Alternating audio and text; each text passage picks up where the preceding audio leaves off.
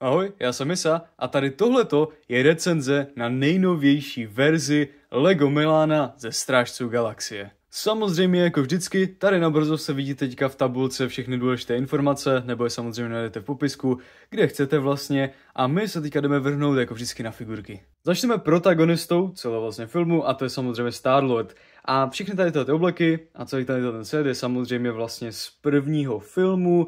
A to znamená, že vlastně měla by tady teoreticky být samozřejmě Star-Lordova maska.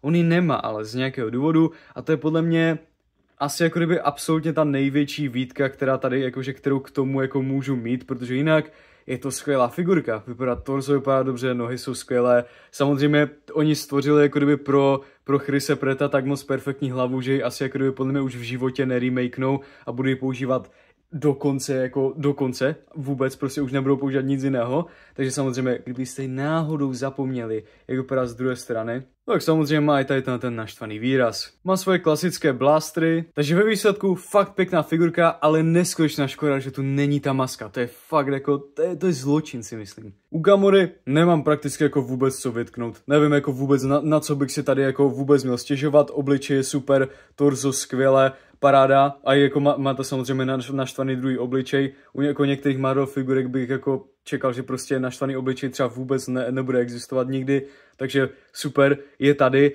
Asi jste si všimli, že jako kdyby všichni ti strážci až na Rocketa a Groota samozřejmě používají úplně ty stejné nohy, což mě úplně ani tak nevadí, protože reálně všem jim to sedí a jako je to samozřejmě mnohem lepší, než jako používat úplně stejné jako torza a nohy, jak měli samozřejmě ve trojce, ale tak to už je úplně samozřejmě jako jiný důvod, takže figurka Gamory je skvělá. Rocket je teda asi jako kdyby nejunikátnější ze všech. Problém, co tady asi jako kdyby mám, tak je s jeho hlavou, protože se mi nelíbí, jak prostě Rocket má takový jakože fakt jako zvláštní úsměv, jak kdyby to byl ten chill guy prostě, ale Rocket je všechno, jen ne ten chill guy. Mně se mega líbila hlava, tady tahleta právě, která měla tady ten maniakální úsměv, který by měl podle mě Rocket mít. A ne takový cutie patutý úsměveček, prostě jenom taková čárečka malinká. To je nic podle mě, jako. To je, podle mě je to jako docela dost škoda.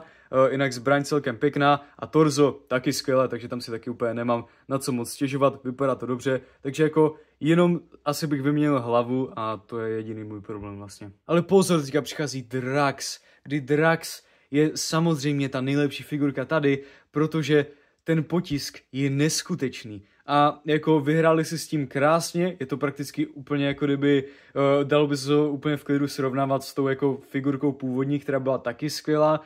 Asi si samozřejmě jako můžete stěžovat na to, že prostě Drax nemá ten naštvaný obličej, má prostě tady ten goofy úsměvý obličej, což jako kdyby to teďka jako Lego dělá celkem dost často, ale myslím si, že zrovna Drax je jeden z těch jakože Drax je jedna z postav, u kterých to zase tak moc nevadí, protože Drax, co si budem, se směje celkem dost v tom filmu. A jinak samozřejmě ten potisk na těch rukách a všude, no nádhera, fakt jako na to si vůbec nemůžu stěžovat, perfektní. Poslední figurka, jestli se tomu tak dá vůbec říkat, je tady ten malinkatý Groot, který je stejný už fakt jako nějakou tu dobu, má tady tu tančící pózu a je hezky takhle zasazený v květináči, takže je to pěkné a nevím, asi bych tady dal jakože tu figurku původní, jakože tady, kdyby byl ten Groot větší. Celkem mi chybí jako ten brick build Groot, jak byl na začátku, to bych chtěl jako někdy ještě vidět, protože si myslím, že Groot si zrovna zaslouží brick build figurku, ale jako vůbec, jako nevadí mi to vůbec, protože tohle je to pěkné. Jde se teda na samotnou loď strážců. Ze začátku nemusím říct, že prostě je to tak obrovské, jak to vypadá, je to široké a je to celkově jakože fakt masivní, je tomu tak. Myslím si, že takhle jako nejlépe, co bych to mohl označit. Samozřejmě, jak už je to bývá zvykem, tak u tady těch lodí máte tady ten stojánek. Ten je jako kdyby celkem jakože, to už bývá jakože zvykem. Co je za mě velmi, velmi super je to, že vlastně je tady velmi malý počet nálepek, protože máte tady samozřejmě vylepené jenom tady jedno Milano, Toto je další nálepka a pak tam máte nějaké panely vlastně a další věci v interiéru, který je skvělý, ale samozřejmě, když se podíváme na ten exteriér, přijde mi to jako neskutečně věrné zpracování jako z filmu právě do lega, protože to naprosto vypadá, jak kdyby to vypadlo absolutně jako přímo z toho filmu.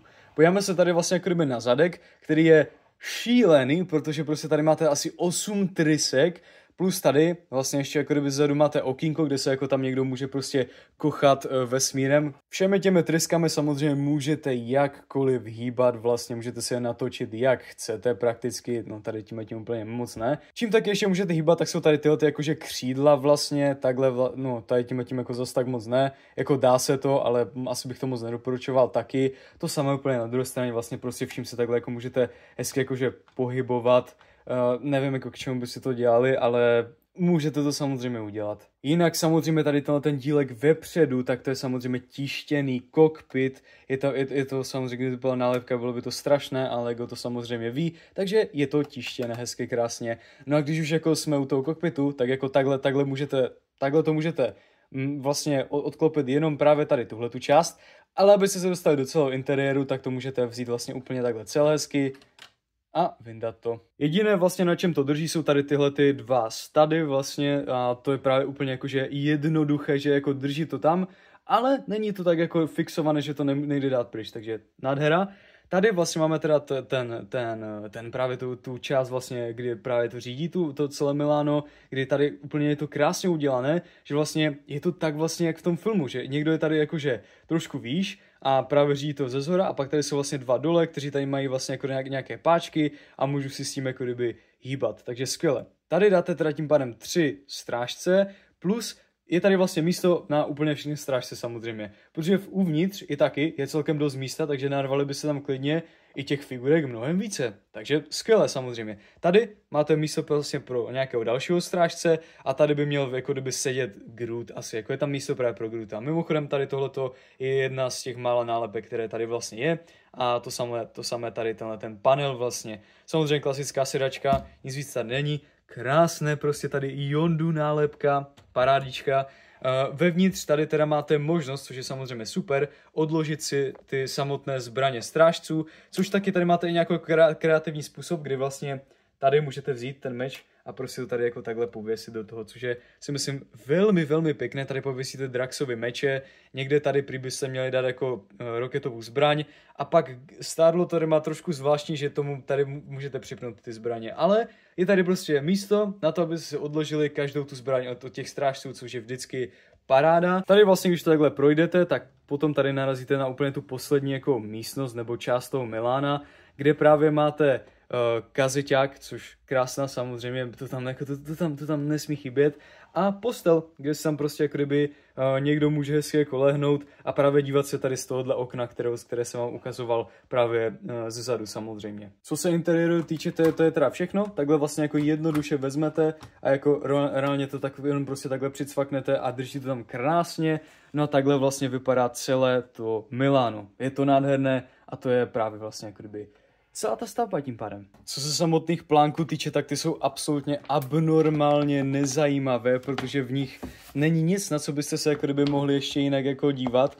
Není tam nic, nejsou tam žádné reklamy, není tam fakt absolutně vůbec nic, co by stálo vlastně za zmínku. Takže finální verdikt, definitivně tohle je naprosto úžasný set, naprosto každému bych to doporučil. Samozřejmě, pokud vás absolutně nezajímají strážci, tak proč byste si to kdy kupovali, ale pokud ano, pokud aspoň z části, a jako myslím si, že podle mě každý musí mít rád aspoň ten první film a myslím si, že jako kdyby tohle je naprosto jakože krásná reprezentace toho, jak to prostě vypadá. A doslova dostanete celý gang strážců, dostanete naprosto všechny. Groot je teda celkem jako poloviční, ale tak to nevadí. Každopádně k tomu dostanete fakt obrovskou loď, která je nádherná. A celkově bych řekl, že i ten poměr cena výkon si myslím, že je celkem jako dost v pohodě, což na Lego Marvel je docela šílené.